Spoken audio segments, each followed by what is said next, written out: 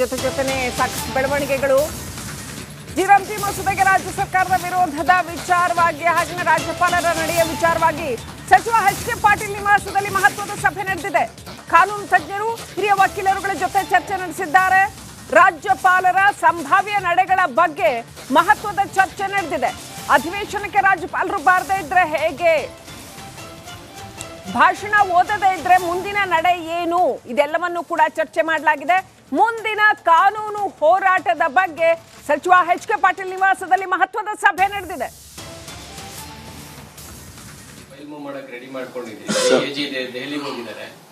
ಸಂವಿಧಾನದ ಉಲ್ಲಂಘನೆಗಳು ಯಾರಿಂದಲೇ ಆಗಲಿ, ಒಂದು ವೇಳೆ ಉಲ್ಲಂಘನೆ ಆದಂಥ ಸಂದರ್ಭದಲ್ಲಿ ಸರ್ಕಾರ ಕೈ ಕಟ್ಕೊಂಡು ಕೂತ್ಕೊಳ್ಳೋದಕ್ಕೆ ಆಗೋದಿಲ್ಲ.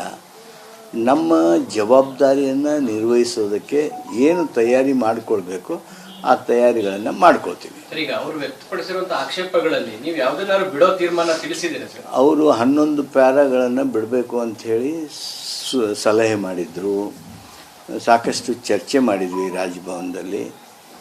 ಯಾವುದೇ ಭಾಗವನ್ನು 11 ಪ್ಯಾರಾದಲ್ಲಿ ಯಾವುದೇ ಭಾಗವನ್ನು ನಾವು ಕೈ ಬಿಡೋದಿಲ್ಲ ಅನ್ನೋದನ್ನು ಸ್ಪಷ್ಟಗೊಳಿಸಿದ್ವಿ. ತದನಂತರದಲ್ಲಿ ಮುಖ್ಯಮಂತ್ರಿಗಳ ಜೊತೆಗೆ ಬಂದು ಮಾತನಾಡಿ ಮುಖ್ಯಮಂತ್ರಿಗಳು ಕ್ಯಾಬಿನೆಟ್ ಮಾಡಿರ್ತಕ್ಕಂಥ ಭಾಷಣವನ್ನು ಯಾವುದೇ 11 ಪ್ಯಾರಾ ಯಾವ ಕನ್ನಡ ನಾಡಿನ ಜನರ ಧ್ವನಿ ಆಗಬೇಕಾಗಿದೆ. ಸರ್ಕಾರಕ್ಕೆ ಕೇಂದ್ರ ಸರ್ಕಾರದ ನೀತಿ ನಿಲುವುಗಳಿಂದ ಕರ್ನಾಟಕಕ್ಕೆ ಅನ್ಯಾಯವಾಗಿದೆ. ನಮ್ಮ ಜನರ ಉದ್ಯೋಗದ ಹಕ್ಕೇನಿತ್ತು ಅದನ್ನು ಕಿತ್ಕೊಳ್ಳುವಂಥ ಕಾನೂನನ್ನು ಕೇಂದ್ರ ಸರ್ಕಾರ ಮಾಡಿದೆ.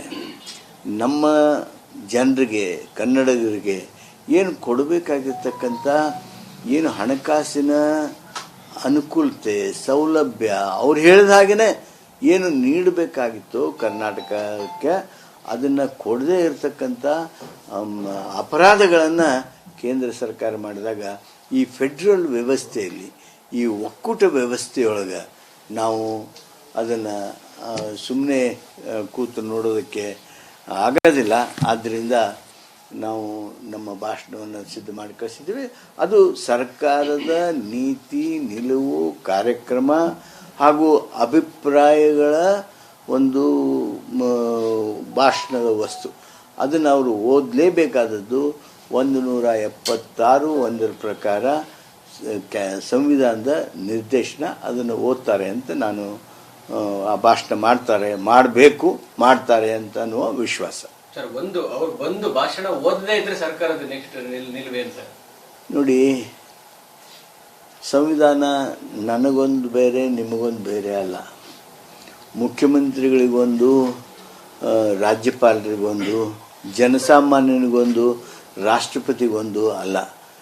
ಸಂವಿಧಾನದ 176(1) ಅನುಚ್ಛೇದ 176(1) ರಾಜ್ಯಪಾಲರಿಗೆ ಸಂದೇಶ, ನಿರ್ದೇಶನ, ಸೂಚನೆ ಕಡ್ಡಾಯ ಏನಿದೆ ಅಂದರೆ governor shall address.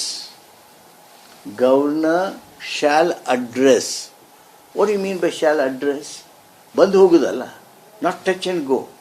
he shall address the joint session and he should address the session in full, and the full text of the speech prepared by the cabinet, prepared by the government, is to be read by the governor. It is his first responsibility and he is duty bound by the Constitution of India. Sir, ಹಿಂದೆ ಕೂಡ ನೀವು ಕೇಂದ್ರ ಸರ್ಕಾರದ ಕೆಲ ತೀರ್ಮಾನಗಳ ವಿರುದ್ಧ ಖಂಡನ ನಿರ್ಣಯಗಳನ್ನು ವಿಧಾನಸಭೆಯಲ್ಲಿ ತಗೊಂಡಿದ್ದೀರಾ. ಈಗ ಸರ್ಕಾರ ಬರ್ಕೊಟ್ಟಿದ್ದ ಭಾಷಣವನ್ನ ಓದಲೇಬೇಕು ಅನ್ನುವಂತಹ ಸಂವಿಧಾನದ ಅವಕಾಶಗಳನ್ನ ನೀವು ದುರ್ಬಳಕೆ ಮಾಡ್ಕೊಳ್ತಾ ಇಲ್ವಾ? ಆಗಿದ್ರೆ ಈಗ ಈ ಕಾಯ್ದೆಗೆ ವಿರೋಧವಾಗಿ ನೀವು ಈಗಾಗಲೇ ಬಂಡವಾಳಶಾಹಿಗಳಿಗೆ ಅನುಕೂಲ ಆಗುತ್ತೆ, ಗುತ್ತಿಗೆದಾರರಿಗೆ ಅನುಕೂಲ ಆಗುತ್ತೆ ಅಂತ ಇನ್ನು ಜಾರಿನೇ ಆಗಲಿಲ್ಲ. ರಾಜಕೀಯ ಕಾರಣ ಆಗಲ್ವಾ? ವಿ ಗ್ರಾಮ್ಜಿ ಯಾರು ಓದಿದವರಿದ್ದಾರೆ ನಮ್ಮ ದೇಶದಲ್ಲಿ, ಅವರು ಯಾರು ಈ ಮಾತು ಆಡೋದಿಲ್ಲ. BJP ಅವರು ಆಡ್ತಾರೆ. ನಾನು ತಮ್ಮನ್ನು ಕೇಳ್ತೀನಿ, ಕಾನೂನು ಮಾಡಿದಾಗ ಕಾನೂನಿನ ಪರಿಣಾಮ ಏನಾಗುತ್ತೆ ಅನ್ನೋದು ಅರ್ಥ ಆಗೋದಿಲ್ವಾ? ಯಾರಿಗೆ ಅರ್ಥ ಆಗೋದಿಲ್ಲ? ವಿಕಸಿತ ಭಾರತ ಕಾರ್ಯಕ್ರಮಗಳಂದ್ರೆ ಅವು ತಾವೇ ಹೇಳಿ. ಅಲ್ಲಿ ಈ ನಮ್ಮ ಸಣ್ಣ ಪುಟ್ಟ ಗ್ರಾಮದಿಂದ ಕೂಲಿಕಾರರು ಹೋಗಿ ಅಲ್ಲಿ ಕೆಲಸ ಮಾಡಬೇಕಾ?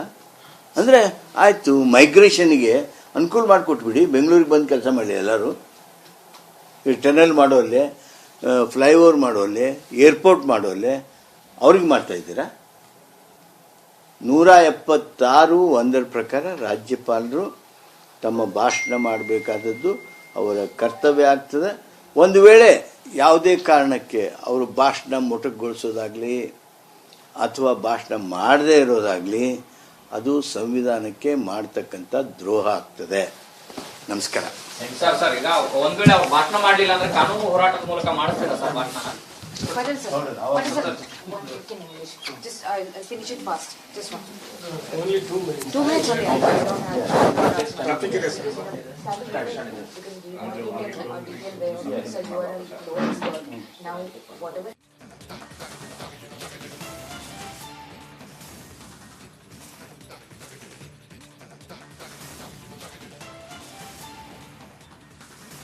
ಜೊತೆನೆ ಸಾಕಷ್ಟು ಬೆಳವಣಿಗೆಗಳು. ಜಿರಂತಿ ಮಸೂದೆಗೆ ರಾಜ್ಯ ಸರ್ಕಾರದ ವಿರೋಧದ ವಿಚಾರವಾಗಿ ಹಾಗೆಯೇ ರಾಜ್ಯಪಾಲರ ನಡೆಯ ವಿಚಾರವಾಗಿ ಸಚಿವ ಎಚ್.ಕೆ. ಪಾಟೀಲ್ ನಿವಾಸದಲ್ಲಿ ಮಹತ್ವದ ಸಭೆ ನಡೆದಿದೆ. ಕಾನೂನು ತಜ್ಞರು, ಹಿರಿಯ ವಕೀಲರುಗಳ ಜೊತೆ ಚರ್ಚೆ ನಡೆಸಿದ್ದಾರೆ.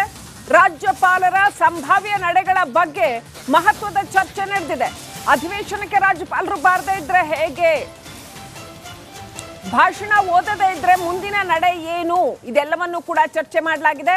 ಮುಂದಿನ ಕಾನೂನು ಹೋರಾಟದ ಬಗ್ಗೆ ಸಚಿವ ಎಚ್.ಕೆ. ಪಾಟೀಲ್ ನಿವಾಸದಲ್ಲಿ ಮಹತ್ವದ ಸಭೆ ನಡೆದಿದೆ.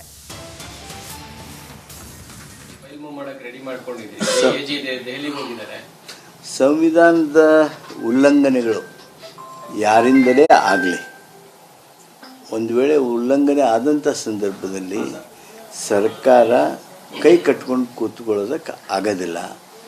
ನಮ್ಮ ಜವಾಬ್ದಾರಿಯನ್ನು ನಿರ್ವಹಿಸೋದಕ್ಕೆ ಏನು ತಯಾರಿ ಮಾಡಿಕೊಳ್ಬೇಕು ಆ ತಯಾರಿಗಳನ್ನು ಮಾಡ್ಕೊಳ್ತೀವಿ. ಈಗ ಅವರು ವ್ಯಕ್ತಪಡಿಸಿರುವಂತಹ ಆಕ್ಷೇಪಗಳಲ್ಲಿ ನೀವು ಯಾವುದನ್ನಾರು ಬಿಡೋ ತೀರ್ಮಾನ ತಿಳಿಸಿದ್ದೀರಾ ಸರ್? ಅವರು 11 ಪ್ಯಾರಾಗಳನ್ನು ಬಿಡಬೇಕು ಅಂಥೇಳಿ ಸಲಹೆ ಮಾಡಿದರು. ಸಾಕಷ್ಟು ಚರ್ಚೆ ಮಾಡಿದ್ವಿ ರಾಜಭವನದಲ್ಲಿ. ಯಾವುದೇ ಭಾಗವನ್ನು 11 ಪ್ಯಾರಾದಲ್ಲಿ ಯಾವುದೇ ಭಾಗವನ್ನು ನಾವು ಕೈ ಬಿಡೋದಿಲ್ಲ ಅನ್ನೋದನ್ನು ಸ್ಪಷ್ಟಗೊಳಿಸಿದ್ವಿ. ತದನಂತರದಲ್ಲಿ ಮುಖ್ಯಮಂತ್ರಿಗಳ ಜೊತೆಗೆ ಬಂದು ಮಾತನಾಡಿ ಮುಖ್ಯಮಂತ್ರಿಗಳು ಕ್ಯಾಬಿನೆಟ್ ಮಾಡಿರ್ತಕ್ಕಂಥ ಭಾಷಣವನ್ನು ಯಾವುದೇ 11 ಪ್ಯಾರಾ ಯಾವ ಕನ್ನಡ ನಾಡಿನ ಜನರ ಧ್ವನಿ ಆಗಬೇಕಾಗಿದೆ. ಸರ್ಕಾರಕ್ಕೆ ಕೇಂದ್ರ ಸರ್ಕಾರದ ನೀತಿ ನಿಲುವುಗಳಿಂದ ಕರ್ನಾಟಕಕ್ಕೆ ಅನ್ಯಾಯವಾಗಿದೆ. ನಮ್ಮ ಜನರ ಉದ್ಯೋಗದ ಹಕ್ಕೇನಿತ್ತು ಅದನ್ನು ಕಿತ್ಕೊಳ್ಳುವಂಥ ಕಾನೂನನ್ನು ಕೇಂದ್ರ ಸರ್ಕಾರ ಮಾಡಿದೆ. ನಮ್ಮ ಜನರಿಗೆ, ಕನ್ನಡಿಗರಿಗೆ ಏನು ಕೊಡಬೇಕಾಗಿರ್ತಕ್ಕಂಥ ಏನು ಹಣಕಾಸಿನ ಅನುಕೂಲತೆ, ಸೌಲಭ್ಯ, ಅವ್ರು ಹೇಳಿದ ಹಾಗೆಯೇ ಏನು ನೀಡಬೇಕಾಗಿತ್ತು ಕರ್ನಾಟಕಕ್ಕೆ ಅದನ್ನು ಕೊಡದೇ ಇರತಕ್ಕಂಥ ಅಪರಾಧಗಳನ್ನು ಕೇಂದ್ರ ಸರ್ಕಾರ ಮಾಡಿದಾಗ ಈ ಫೆಡ್ರಲ್ ವ್ಯವಸ್ಥೆಯಲ್ಲಿ, ಈ ಒಕ್ಕೂಟ ವ್ಯವಸ್ಥೆಯೊಳಗೆ ನಾವು ಅದನ್ನು ಸುಮ್ಮನೆ ಕೂತು ನೋಡೋದಕ್ಕೆ ಆಗೋದಿಲ್ಲ. ಆದ್ದರಿಂದ ನಾವು ನಮ್ಮ ಭಾಷಣವನ್ನು ಸಿದ್ಧ ಮಾಡಿ ಕಳಿಸಿದ್ದೀವಿ. ಅದು ಸರ್ಕಾರದ ನೀತಿ ನಿಲುವು, ಕಾರ್ಯಕ್ರಮ ಹಾಗೂ ಅಭಿಪ್ರಾಯಗಳ ಒಂದು ಭಾಷಣದ ವಸ್ತು.